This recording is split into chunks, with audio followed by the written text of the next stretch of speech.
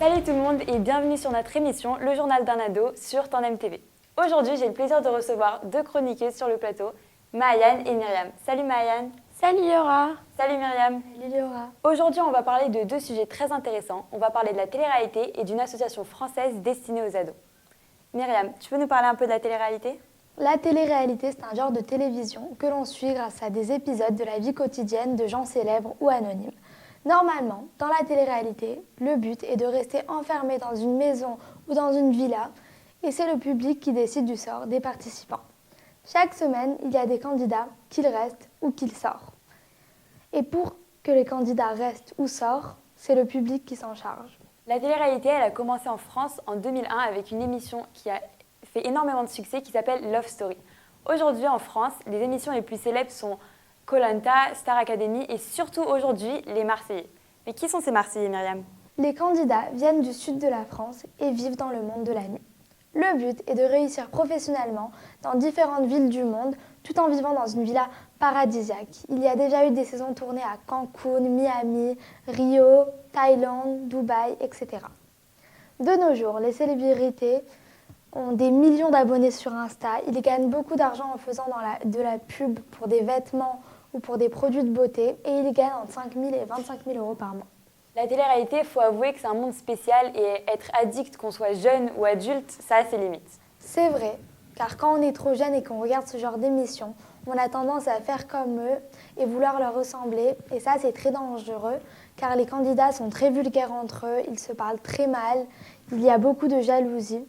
Il faut aussi dire que le problème, c'est que les candidats sont tellement physiquement parfaits que parfois on a tendance à se trouver moche à côté d'eux et perdre confiance en soi, alors que c'est pas toujours le bon modèle car ils sont filtrés, maquillés, ils ont fait des opérations pour changer leur corps et leur visage et c'est pas toujours le bon exemple. En plus, en les regardant, on perd trop de temps pour les devoirs et ça, c'est pas bien.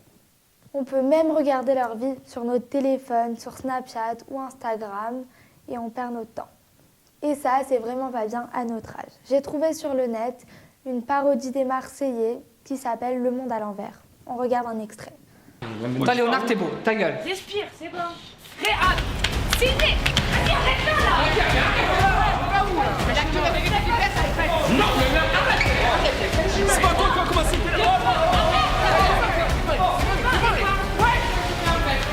Ah ouais. Laissez-les chauffer en fait. Qu'est-ce que t'as le fond de teint là ? Va mettre du fond de teint dans la piscine, vas-y, va colorer la piscine. Pauvre fille. Mais tu sais pas taper, on dirait un chien, vas-y, gratte à la porte. Hein. Alors Maëane, je me demande vraiment c'est quoi la maison des ados ? Les maisons des ados en France, ce sont des endroits pour écouter et aider les ados de 11 à 21 ans, parfois même jusqu'à 25 ans.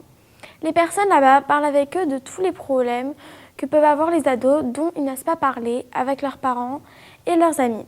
Les ados peuvent avoir beaucoup de problèmes, car c'est l'âge de la puberté, des conflits, c'est la période où tout change. Il y a beaucoup de problèmes quand on est ado et il faut faire attention. Le harcèlement scolaire, le sommeil, l'addiction aux écrans, les angoisses, le corps qui change, les amitiés, les amours, les divorces des parents parfois, les problèmes d'argent dans la famille, un parent malade. Souvent quand on est ado, on se sent mal. On a besoin de parler, mais on ne sait pas avec qui. Donc au lieu d'aller chez un psy ou de parler à un ami qui n'est forcément pas assez doué pour nous aider, on va à la maison des ados. Mais est-ce que c'est comme une consultation chez le médecin ? Non, ce n'est pas comme une consultation médicale. C'est un lieu neutre, où tu ne vois pas de médecin, mais une personne qui est spécialiste des jeunes, qui sait t'écouter et t'aider. Et en plus, c'est gratuit. Tu peux parler de ce qui ne va pas, vider ton sac, et souvent, ça fait déjà beaucoup de bien. Cette personne te demandera si tu acceptes de revenir avec tes parents. Et on est obligé de les prévenir, les parents ? Tes parents ne sont prévenus que si tu le décides. À la maison des ados, l'accueil est anonyme. Ça signifie que tu n'es pas obligé de présenter une pièce d'identité. Tu n'es même pas obligé de donner ton vrai nom. Si tu préfères, tout ce que tu dis est confidentiel, c'est-à-dire que rien n'est répété, sauf si on juge que tu es en danger. La personne qui t'accueille est là pour t'accompagner à raconter ce qui te pèse. Si tu ne sais pas par où commencer, elle te posera des questions pour en savoir un peu plus sur toi et se faire une idée de ce qui va bien ou moins bien dans ta vie. L'air de rien.